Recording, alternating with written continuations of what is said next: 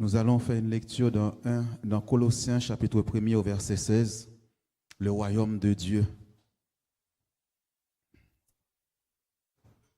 Je commence. Non, ce n'est pas vraiment ça que je voulais. C'est plutôt, il nous a transférés dans le royaume de son Fils bien-aimé. Amen. Est-ce que tu peux nous trouver ce verset? Il nous a transférés dans le royaume de son Fils bien-aimé. Peut-être que je me suis trompé dans le verset. Je crois que c'est Colossiens. Il fait un petit peu froid dans la salle parce que je pense qu'il n'y a plus de gaz. Des fois, on ne voit pas. Amen.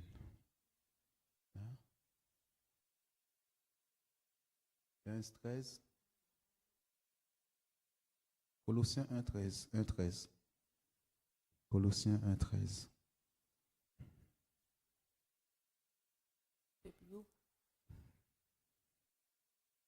Ou bien plus haut, tu peux le prendre plus haut, s'il te plaît.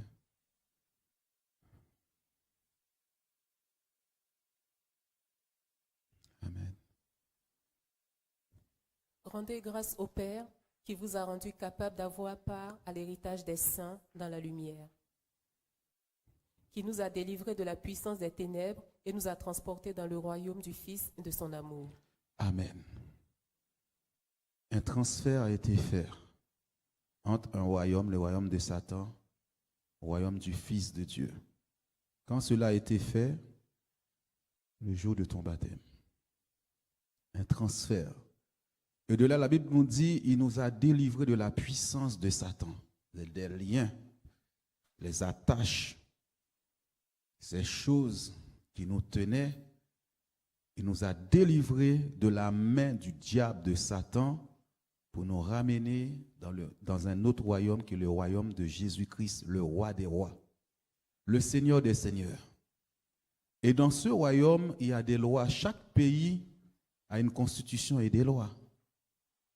Dans le royaume de Dieu aussi, il y a des lois spirituelles que nous devons connaître et savoir. Et c'est par ces lois que nous allons fonctionner dans le royaume de Dieu.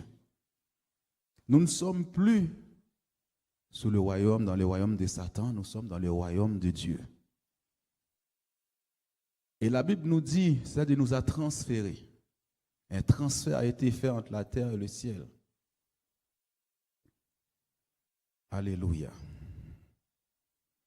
Maintenant, quand tu es converti, quand tu as donné ta vie à Jésus, quand tu es passé par les eaux du baptême, il y a quelque chose que tu dois faire. C'est de connaître le royaume. Matthieu chapitre 6 au verset 33. Cherchez premièrement le royaume et la justice de Dieu, et toutes ces choses vous seront données par-dessus. C'est un ordre de Dieu. Cherchez à connaître comment fonctionne le royaume de Dieu. C'est comme si tu arrives dans un autre pays. Lorsque tu arrives, tu dois apprendre à connaître les lois du pays, la constitution du pays. Et malheureusement, parfois, par les prédications, nous prêchons, nous recherchons d'abord les choses de la terre. Nous recherchons d'abord l'argent, les femmes, les hommes, ou beaucoup de choses, des voitures, au lieu de chercher le royaume. Et il dit, une fois que tu es focalisé sur le royaume de Dieu, tout te sera donné parce que dans le royaume, il y a déjà tout ce qu'il te faut dans le royaume de Dieu. Tout. Tout ce qu'il te faut, moi je peux appeler le royaume de Dieu le Canaan de Dieu, sur un plan spirituel. C'est-à-dire que tout, c'est Dieu qui t'a programmé. C'est lui qui a préparé ses projets pour toi, ses plans pour toi. Il te dit, cherche à comprendre le royaume. Et sa justice, quand on dit la justice, c'est les lois. Les lois. Nous pouvons citer quelques lois spirituelles, les lois de l'honneur, la loi de l'honneur. C'est-à-dire que quelqu'un qui a une position, tu dois respecter cette personne-là. Le président du pays, les autorités, un pasteur, l'honneur, celui qu'on met à l'honneur. Il y a la loi de la reconnaissance qui est important. Tu ne sais pas reconnaître la personne que Dieu a placée là pour toi, pour te bénir. Tu ne sais pas être reconnaissant. Tu te plains tout le temps. Ce sont des lois spirituelles. Il y a la loi de la semence, savoir semer pour récolter. Le royaume de Dieu fonctionne comme ça. Être généreux envers les autres. Ce sont des lois dans le royaume de Dieu. Nous sommes sous un autre régime. Et le royaume de Dieu, c'est le régime de l'esprit. Et nous ne sommes plus sous le régime de ce monde-là. Cherchez premièrement le royaume et la justice de Dieu, et toutes ces choses vous seront données par-dessus tout: le mariage, le travail, la maison, des enfants. Tout est dans ce royaume. Tout ce que tu dois faire pour Dieu est déjà dans ce royaume-là, pour toi, a été préparé pour toi et moi. Maintenant, lorsque Dieu t'a transféré dans ce royaume, il t'enseigne des choses, il te forme, il te prépare. Pourtant, nous sommes sur la terre. Et pourtant, spirituellement parlant, nous sommes en haut. Vous savez, lorsque Jésus s'adressait aux autorités en Israël, il disait: moi, je viens d'en haut, vous, vous êtes d'en bas. Pourtant, il est né, il vient de Marie, du sein de Marie. Il dit: moi, je suis en haut, vous, vous êtes d'en bas. Nous, nous venons d'en haut. Tu dois savoir ça spirituellement. Tu viens d'en haut. La Bible nous dit, même avant la fondation du monde, Dieu nous avait déjà créés. Est-ce que vous connaissez, je pense que c'est dans Jean chapitre 8, verset 23, je pense que je ne l'ai pas donné. Parce que si je te dis je viens d'en haut, tu ne vas pas comprendre ça. Tu vas dire: mais qu'est-ce qu'il raconte? Jésus aussi était comme toi et moi, c'était un homme comme toi et moi. Il parlait à des gens, il dit: moi je viens d'en haut. Il leur dit: vous êtes d'en bas, moi je suis d'en haut. Vous êtes de ce monde, moi je ne suis pas de ce monde. Je ne suis pas de ce monde, je viens d'un autre royaume. Je viens d'un autre pays. Je ne suis pas des lois de ce monde-là. Les lois de Dieu sont au-dessus des lois humaines. Je ne sais pourquoi Jésus, même quand il doit payer les impôts, il dit: est-ce que le fils est exempt? Qu'est-ce qu'il va faire? Il va prendre de l'argent différent pour donner. Je suis dans ce monde, mais je ne suis pas de ce monde. Réalise ce qu'il est en train de te dire. Tu vas comprendre, il y a des lois maintenant, comment les aborder dans ce monde. Je suis d'en haut. Moi, je viens d'en haut. C'est-à-dire qu'il y a un moment donné, quand Dieu t'a formé, il t'envoie sur la terre. Il t'envoie sur la terre. Tu es en haut, mais il t'envoie sur la terre. Pour une mission. Tu n'es pas là par hasard. Pour une mission sur la terre. Tu es là pour une mission sur la terre. Chacun de vous. Nous ne sommes pas de ce monde, tu n'es pas de ce monde. Maintenant, 1 Pierre chapitre 2 au verset 11. Je bénis Dieu parce que ce message va aller très très vite pour pouvoir prier. Bien-aimés, je vous exhorte, comme étrangers et voyageurs sur la terre, à vous abstenir des convoitises charnelles qui font la guerre à l'âme. Bien-aimés, je vous exhorte, comme étrangers et voyageurs sur la terre. Jésus a dit: je ne suis pas de ce monde. Là, Paul vient te dire que tu es étranger dans ce monde. Ton royaume n'est pas de ce monde. Le royaume de Dieu n'est pas de ce monde. Tu viens d'un autre pays, tu viens d'une autre constitution, avec des lois spirituelles. Tu es étranger et voyageur sur la terre. Pourquoi tu es étranger? Pourquoi tu es venu sur la terre après ce transfert? Pourquoi Dieu va t'envoyer sur la terre? Pourquoi Jésus est venu sur la terre?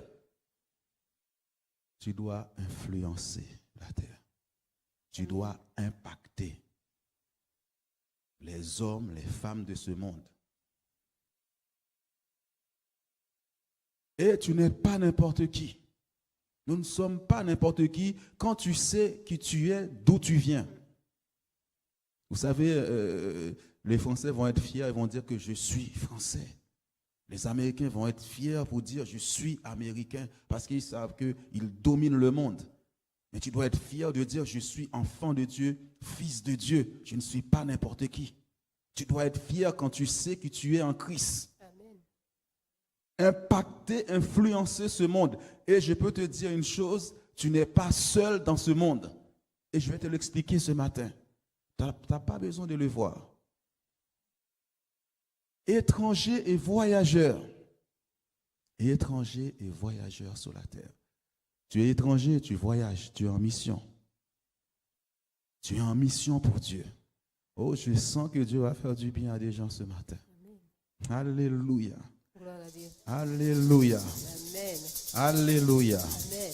Parce que tu ne connais pas encore ta mission sur la terre. Il y a une mission pour toi. Dans le nom de Jésus-Christ. Nous avons vu chercher le royaume avant toute chose. Toutes les choses, parce que parfois vous êtes trop focalisés sur les choses de ce monde. Tu sais, le monde, c'est la voiture, c'est avoir une belle maison, c'est avoir une belle voiture, c'est avoir une femme tout de suite, un mari tout de suite, des enfants tout de suite. Dieu te dit, tout ça, il les a déjà préparés pour toi. Mais chercher le royaume, à comprendre pourquoi tu es là, pourquoi tu es sur la terre. Pourquoi tu es là? Je crois que j'étais en train de préparer un message pour l'émission sur la radio et je leur ai dit que, tu sais, les plus grands rêves qui n'ont jamais été accomplis sont dans les cimetières. Les gens sont passés à côté des choses que Dieu avait préparées pour eux. Ils sont passés à côté. Alléluia. Qu'est-ce que tu es? Pourquoi tu es sur la terre? Quel est ton vêtement? Quelle est ta position avec Dieu sur la terre?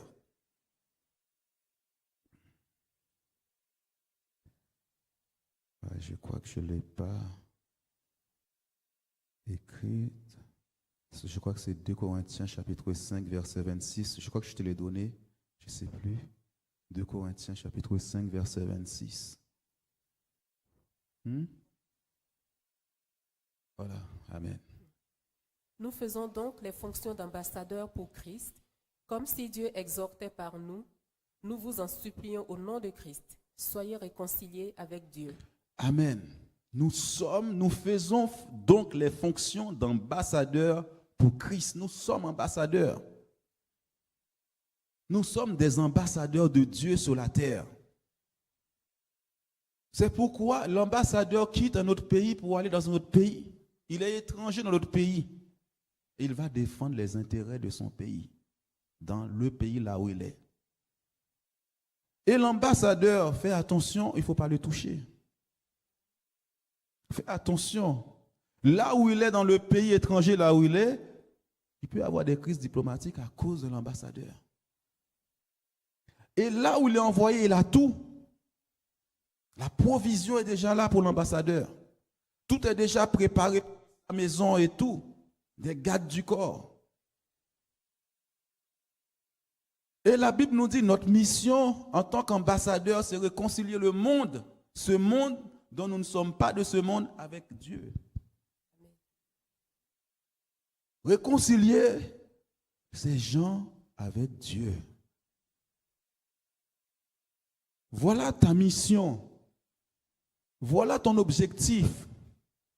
Voilà, au lieu de chercher ces choses, de chercher d'abord le royaume. De chercher afin que les gens donnent leur vie à Christ. Que les gens soient sauvés. De parler de Dieu, de sa puissance, de ce qu'il est. Comme si Dieu exhortait par nous. Nous vous en supplions au nom de Jésus-Christ, soyez réconciliés avec Dieu parce qu'il y aura un jugement sur ce monde. Soyez réconciliés avec Dieu. Le monde doit entendre cela de ta bouche. Soyez réconciliés parce que Dieu est fâché avec le monde. Et Dieu m'a déjà donné le message du 31 décembre. Ce sera un thème comme ça que nous allons partager. Soyez réconciliés. Les gens meurent à côté de toi, mais tu ne parles pas de Dieu. Les gens sont dans la sorcellerie, dans la magie. Tu ne parles pas de Dieu. Parce que tu vois que tes problèmes. Dieu a déjà préparé tout pour toi. Nous vous en supplions au nom de Christ, soyez réconciliés avec Dieu. Tu es ambassadeur. Claude, tu es ambassadeur. Est-ce que tu le crois? Ambassadeur de Dieu. Ambassadrice. Mercha. Alléluia. Tu sais, quand tu te déplaces, toute une panoplie d'anges autour de toi. Amen. Je pense que ce dimanche, j'étais en train de prêcher, Dieu m'a montré cette image-là. Et c'est comme si, tu vois, le président, tu ne peux pas le toucher comme ça. Dès que tu viens, les gens viennent comme ça pour t'attraper. Et Dieu m'a montré cette image, comment les gens ne peuvent pas s'approcher comme ça de moi. Tous les anges sont autour de toi. Dans le monde, les gens vont chercher la protection et tout ça. À plus forte raison, nous, il y a le ministère d'anges autour de toi. Ils sont descendus pour t'accompagner. Crois-le ce matin. Ambassadeur de Dieu. Il y a d'autres passages qui disent que nous sommes des ministres de Dieu. Ministres de Dieu. Le ministre maintenant doit être en costard quand il vient le dimanche à l'église. Amen. Être en costume. Les futurs ministres tels que Christopher, Emric, Curtis en costard pour Dieu. Maintenant, il n'y a pas que ça comme mission. Dieu t'a équipé. Dieu t'équipe. Dieu t'équipe. Il va t'armer de sa puissance, de son onction pour t'envoyer sur la terre. Tu n'es pas seul. Il relâche les anges. De même qu'il y a des policiers, des capitaines, il y a toutes sortes d'anges autour de toi pour régler les affaires de justice et tout avec toi. Tu n'es pas seul. Tu n'es pas seul. Amen. Tu n'es pas seul. Merci Seigneur. Tu es en voyage, tu es en mission sur la terre. Et cette mission-là, c'est réconcilier les gens avec Dieu, d'impacter les gens. La vie qui est en toi doit impacter les autres, doit influencer les autres.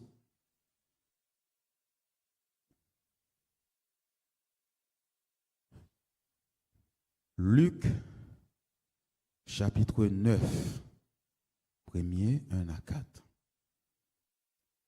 Jésus, ayant rassemblé les 12, leur donna force et pouvoir sur tous les démons, avec la puissance de guérir les maladies. Il les envoya prêcher le royaume de Dieu et guérir les malades. Amen. Est-ce que tu peux revenir au premier verset? Jésus, ayant rassemblé les 12, leur donna force et pouvoir sur tous les démons, avec la puissance de guérir les maladies. Amen. Est-ce là? Jésus les a rassemblés. Il dit, je vais vous envoyer en mission. Ce matin, vous avez chanté les miracles, les prodiges, les guérisons, sous le chant du Saint-Esprit. Il leur donne force. La force soit avec toi. Il donne la force. Tu ne peux pas trembler devant l'ennemi. C'est une force extraordinaire. C'est comme un vent quand il passe. Tu ne peux pas tenir. Le vent du Saint-Esprit. Et ensuite, pouvoir. Autorité. Dans le monde spirituel, on te reconnaît, on va te reconnaître. Dans le monde spirituel, devant les sorciers, les démons, tu ne trembles pas, ils vont te reconnaître.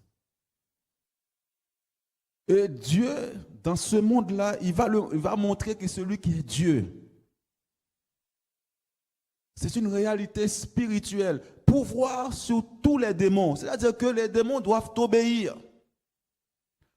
Il leur donne force et pouvoir sur tous les démons. Quel que soit son nom, tu as autorité sur lui. Quels que soient tous les démons sans exception.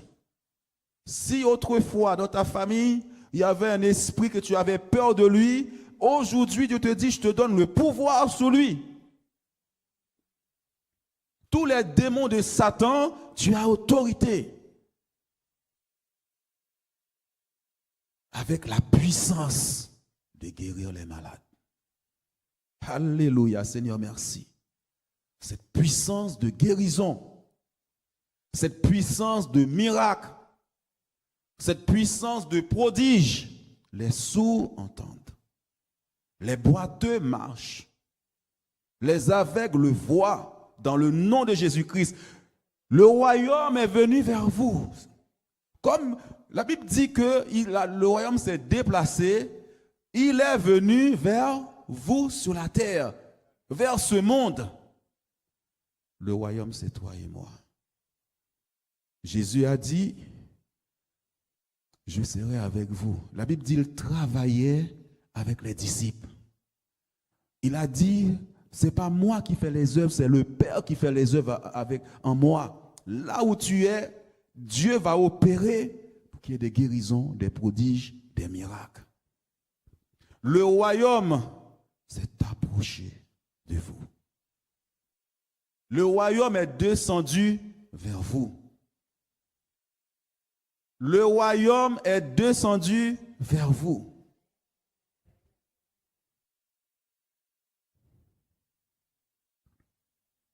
Il t'envoie avec la puissance du Saint-Esprit. Il t'envoie avec cette puissance de guérir les maladies, les femmes stériles enfantent. Afin que ces gens, c'est comme ça que tu vas impacter, influencer ce monde. Les gens qu'on avait condamnés, qui ne pouvaient pas accoucher, tu leur imposes les mains et ils enfantent au nom de Jésus-Christ. C'est cette puissance de guérir toutes les maladies, dans le nom de Jésus-Christ. Le royaume est venu vers vous. Dieu lui-même est descendu. Vous ne pouvez pas dire que vous ne l'avez pas vu jeudi dernier, jeudi. Rien qu'on chantait, cette gloire est descendue. Cette puissance est descendue. Cette gloire descend sur toi pour guérir les malades, pour guérir une puissance de guérison. Une puissance de guérison. On va évangéliser, il faut qu'il y ait des guérisons. C'est pourquoi Dieu envoie ses évangélistes. Satan tient les gens dans la maladie, dans la sorcellerie, dans la magie. Il y a toutes sortes de maladies parfois qu'on invente à cause de la sorcellerie. Alors que la personne, cette maladie ne vient même pas, elle n'est pas naturelle, mais parce qu'on a envoyé ça sur cette personne. Dieu te dit, je te donne la puissance. Il les a rassemblés pour leur donner force, pouvoir et puissance. Il y a l'autorité, il y a la puissance. Il y a la force qui t'accompagne dans le nom de Jésus-Christ. Matthieu chapitre 11 au verset 5. Matthieu chapitre 11 verset 5. Excusez-moi, reste sur ça avant de passer. Et tu peux passer au deuxième verset, s'il te plaît, après juste la suite.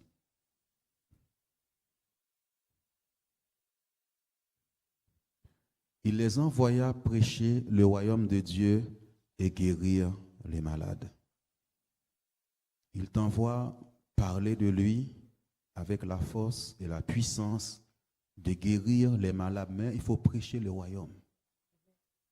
Prêche le royaume de Dieu.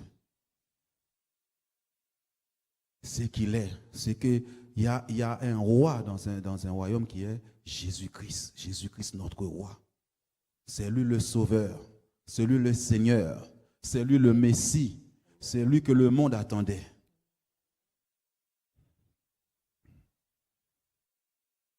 Il les envoya prêcher le royaume de Dieu, guérir les malades. Tu peux continuer, s'il te plaît.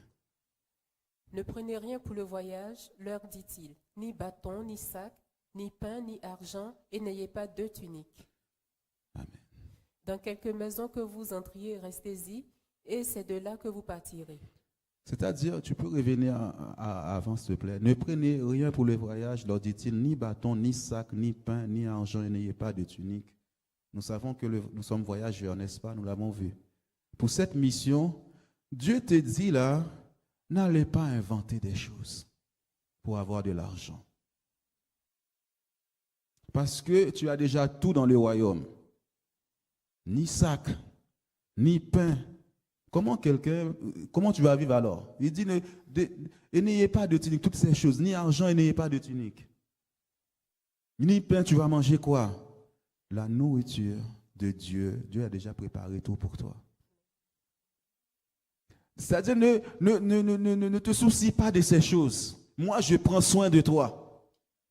Moi, je vais prendre soin de toi. Tu n'as pas besoin d'inventer des choses pour avoir de l'argent. Vous savez, il y a des gens qui parlent de Dieu, mais ils font tout avec l'intérêt d'avoir de l'argent. Dieu te dit, ne te soucie pas. Prêche le royaume de Dieu. Fais l'œuvre, je te confie. Alléluia. Et n'ayez pas de tunique. Partage ce que tu as. Si les gens te rejettent, ne sois pas culpabilisé pour ça. Si quelqu'un ne te reçoit pas dans sa maison, ce n'est pas grave. Continue le voyage. Ta mission sur la terre. Et il y a une puissance et une force sur toi pour guérir les malades.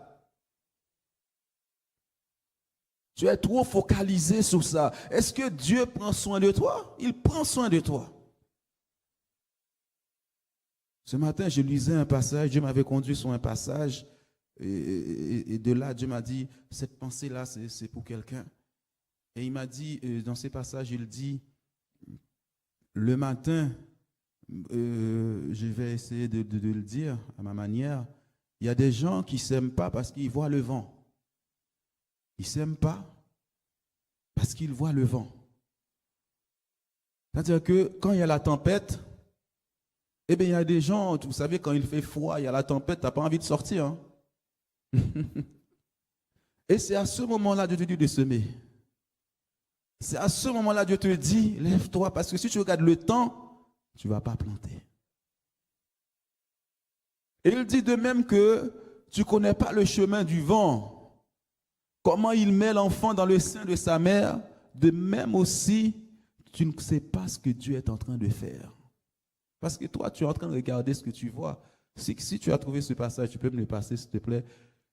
Ni bâton, ni bâton. Bâton, ça veut dire appui. Tu comprends? Ni sac, ni pain. Dieu prend soin de toi. C'est dans Ecclésiaste. Mais bien avant, s'il te plaît. Le verset d'avant.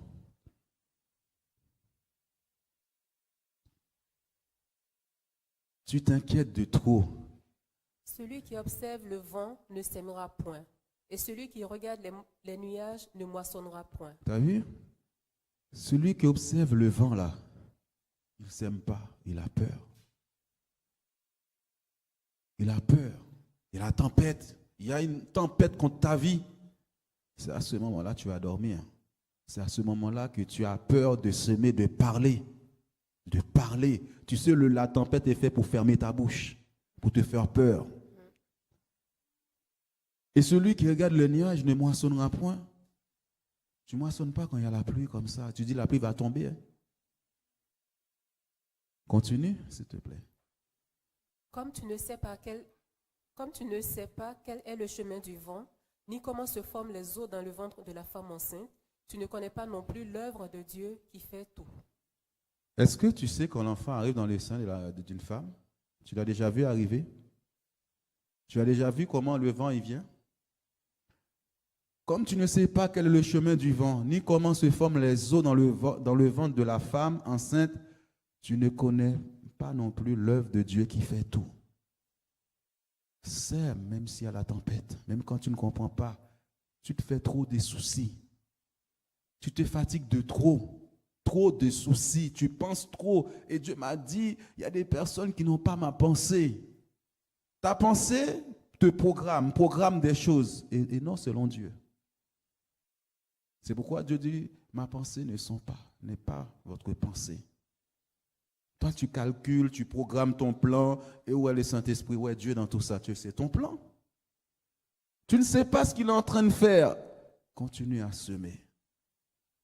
Tu ne sais pas à quel moment l'enfant vient dans le sein de sa mère. Continue à semer. Tu es dans un royaume où Dieu prend soin de toi. Il a déjà préparé tout pour toi. Rien que le jeudi dernier, ce que Dieu a fait, on peut dire vraiment merci à Dieu. La grandeur de Dieu, sa puissance, et c'est ce qu'il t'envoie faire. Et ces femmes, on a bloqué leur sein pour qu'ils ne puissent pas accoucher. Tu imposes les mains, ces gens vont accoucher au nom de Jésus-Christ. Les femmes stériles, les sourds entendent. Matthieu chapitre 11 au verset 5. Arrête de regarder les choses visibles. Arrête de regarder les difficultés. Et dans ce temps où Dieu veut manifester sa gloire dans ta vie, c'est là où je dis les choses sont difficiles.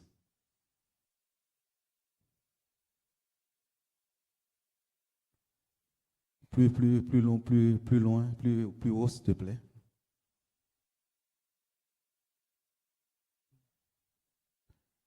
Es-tu celui qui doit venir ou devons-nous en attendre un autre? Amen. On va plus haut. Reste sous le verset, s'il te plaît. Es-tu celui qui doit venir ou devons-nous en attendre un autre? Le monde se pose des questions. Le monde t'attend. Le monde t'attend. La manifestation de la gloire du Fils de Dieu sur la terre. La terre t'attend, te réclame. Est-ce qu'ils doivent attendre encore? Est-ce qu'ils doivent attendre encore un autre? C'est toi qui as été choisi. C'est toi que Dieu a envoyé. C'est l'Église tous unis en Christ que Dieu a envoyé, a appelé. Continue s'il te plaît. Jésus leur répondit, allez rapporter à Jean ce que vous entendez et ce que vous voyez. Les aveugles voient, les boiteux marchent, les lépreux sont purifiés, les sourds entendent, les morts ressuscitent et la bonne nouvelle est annoncée aux pauvres. Il y a un autre passage, il dit, le royaume est approché de vous. Dans le royaume, voilà, les aveugles voient. Toi, tu es venu manifester le royaume sur la terre.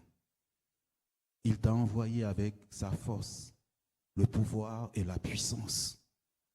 Les lépreux sont purifiés, les sourds entendent, les morts ressuscitent et la bonne nouvelle est annoncée aux pauvres. Est-ce que tu vas saisir cette parole ce matin? Jésus a dit, écoute, le royaume est palpable. Le royaume est là. Quand il est là, il se manifeste par des guérisons, par des prodiges. Ces fleuves d'eau vive jaillissent de ton sein. Quand Dieu est descendu pour juger ces esprits méchants, il a dit, je descendrai sur l'Égypte et je jugerai les dieux des Égyptiens. Il est venu les juger parce qu'il a dit, c'est le temps que tu les manifestes. C'est le temps que le monde soit impacté, influencé par toi, au nom de Jésus-Christ. Ils ne vont pas en attendre un autre, parce que le temps est venu pour toi. Est venu pour cette église. On a l'impression que Jésus n'est pas ressuscité. Dans une église, il n'y a pas de miracles, de prodiges, ce n'est pas normal. Jésus est le même hier, aujourd'hui, éternellement. Le Père est le même hier, aujourd'hui, éternellement. On doit voir ces choses dans l'église. On doit voir ces choses dans ta vie. C'est la vie. Tu es venu, tu dois communiquer la vie aux autres. Au nom de Jésus-Christ. Influencer ta famille. Parce que Dieu va t'ouvrir les yeux pour voir leur misère. pour voir leur souffrance. Parce que si tu regardes les choses de ce monde, le mariage, le travail, l'argent, toutes ces choses, ça t'aveugle et ça t'empêche de voir, de comprendre ta mission sur la terre. Dieu te dit, j'ai déjà tout préparé pour toi. Là, tu rentres dans les plans de Dieu. Au contraire, ça t'a empêché d'avancer parce que tu es trop focalisé sur ça. Amen. Le royaume s'est approché de vous. Le royaume s'est approché de Sarcelles. Le royaume s'est approché des régions parisiennes. Le royaume s'est approché de vous. Dieu est descendu.